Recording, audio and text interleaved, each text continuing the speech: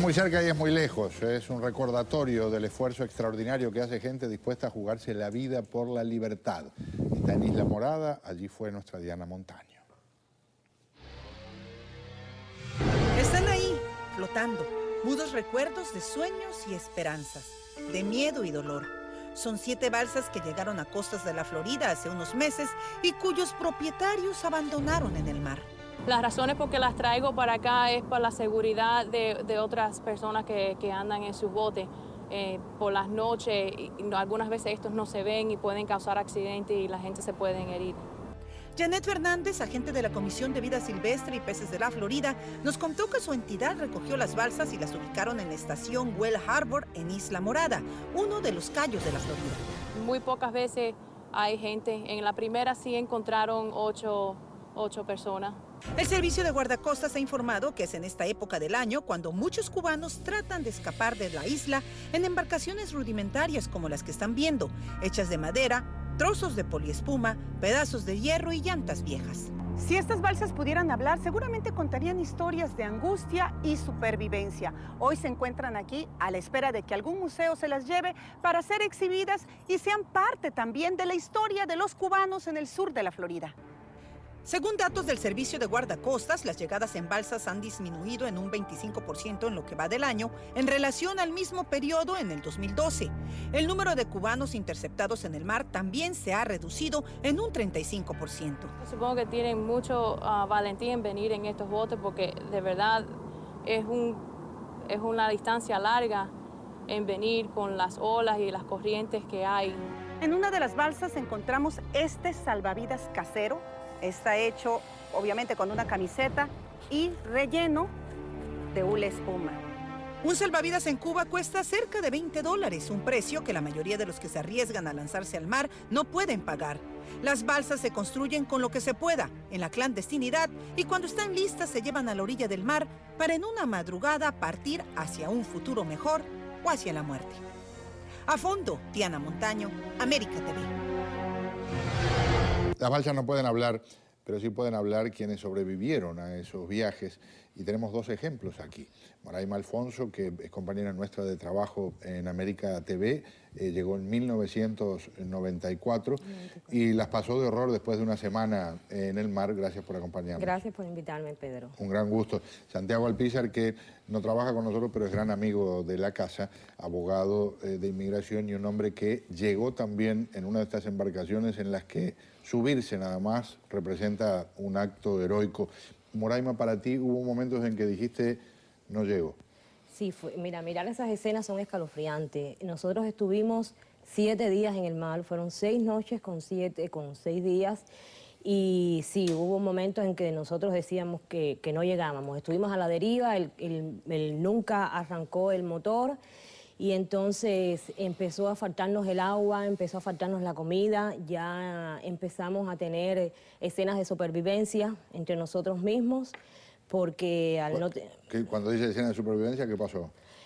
¿Peleas? No peleas. Las escenas de supervivencia era que al faltarnos el agua era preferible ligar el agua que tú tienes con el orine, claro, antes de tomar agua de mar. Porque claro, eso sí era pésimo. Teníamos para alimentarnos nada más un chocolate mojado, que ese chocolate estaba ligado con nuestro propio orine, con el agua que teníamos en la balsa. Claro. Ya era demasiado el hastío por tantos días ya.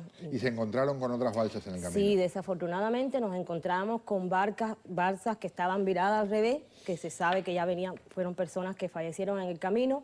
Y en una oportunidad, como al 3er día, nos encontramos con una balsa, con unos señores que incluso tenían un niño, y ellos nos pedían agua, pero entonces era o ellos o nosotros.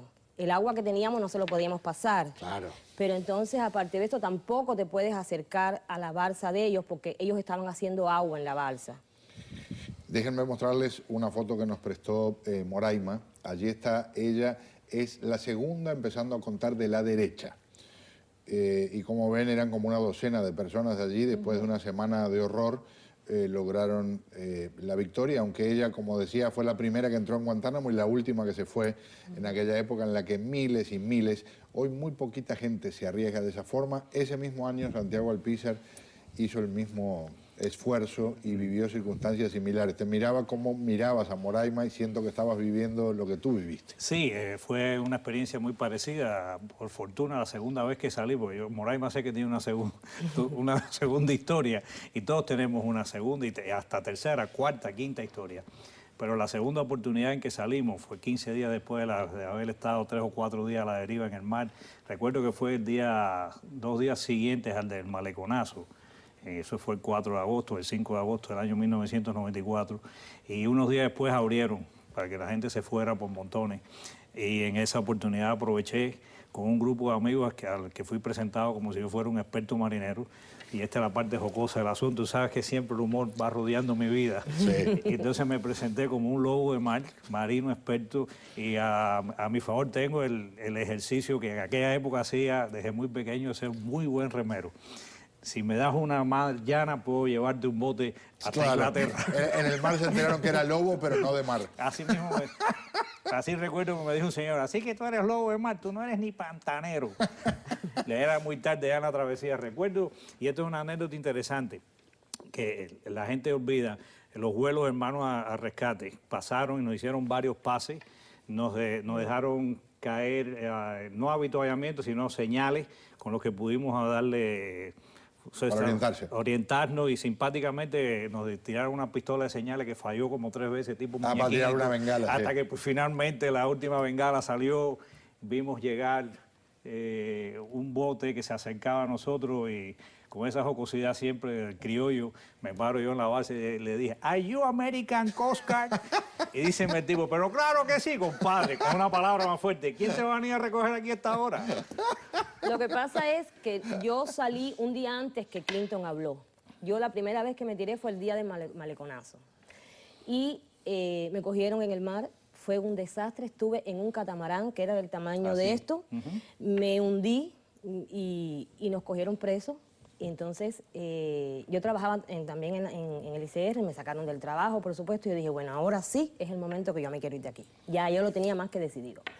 Y entonces esta segunda vez que nos tiramos nos fue un día antes que Clinton hablara. Yo no sabía lo de la ley seca, ley mojada. No, eso vino después. Entonces cuando llegamos aquí a la orilla, en ese barco, en esa lancha, que llegamos, nos recogen unos marineros, pero nosotros no sabíamos lo de la ley de irse para Guantánamo. Correcto, y entonces, eso era en esa época. Por eso fue de que incluso el marinero nos dice que nos empieza a tirar comida, y yo digo, no, yo no quiero nada de comer. Hasta que yo no llegue, que yo me bañe, que así, muy simpática. Ay, yo. Fina. Y estuve 1 año y 5 meses en Guantánamo, esperando comerme ese manjar, porque nos llevaron para Guantánamo. Qué alegría que hayas podido hacerlo. Les digo una cosa, y por supuesto, nuestro profundo respeto a las familias de quienes perdieron a alguno o a varios de los suyos en estos intentos desesperados de escapar de la dictadura y llegar a un territorio en el que uno pueda equivocarse, levantarse, salir adelante, crecer, que el límite sea muchas veces simplemente la propia capacidad, y al mismo tiempo de que uno piensa con respeto y con dolor en la gente que no pudo. Qué alegría enorme tenerlos a ustedes aquí, que son un símbolo de quienes lo lograron y salieron adelante. Muchas gracias, Pedro. Un gustazo tenerlos acá. Gracias. Estamos próximos a cumplir casi 20 años de yo no he superado todavía. No, claro que no, a veces sueño con eso. El trauma del agua negra, del agua por la noche, yo no lo he superado. Sí, yo hubo un momento de que a mí yo cogí pánico y empecé a decir de que veía un carro y me empecé a paniquear con el azul, y empecé, todo está azul y el cielo es azul y el mar es azul y esto es azul, y empecé a contar los azules y todo el mundo, cállate ya. Claro. Y yo me sentía, y yo todavía no he logrado pasar por... Sí, eso es algo recurrente, sobre todo la oscuridad de la noche. La oscuridad de la noche es horrible, y sientes el ruido. Y cuando no hay luna, me contaban, no se ven ni las manos. Ni las manos te las puedes ver. Nada, es horrible. Gracias por compartirlo. Gracias de corazón. Fuerte. Más adelante, al regresar, vamos a hablar con un hombre que investigó un caso que ha llevado a que ahora 2 exfuncionarios de Miami-Dade estén acusados de meterse en los bolsillos millones que no les correspondían. Pero los quiero dejar con lo que está ocurriendo en Venezuela en este momento. La imagen no es la ideal, es vía internet, pero aquí está Enrique Capriles hablando con el pueblo venezolano. Fallecieron y que aparecen activas en el registro electoral. Bueno, la rectora dice que eso no tiene por qué ser, digamos, ningún escándalo. Por supuesto que es un escándalo que una persona que esté, que haya muerto y que aparezca votando en la elección del 14 de abril, pues anula y confirma además todo lo que nosotros hemos venido denunciando. Bueno, eso fue un tema, volviendo a tu pregunta, Ana, es un tema que conversé con el presidente Santos.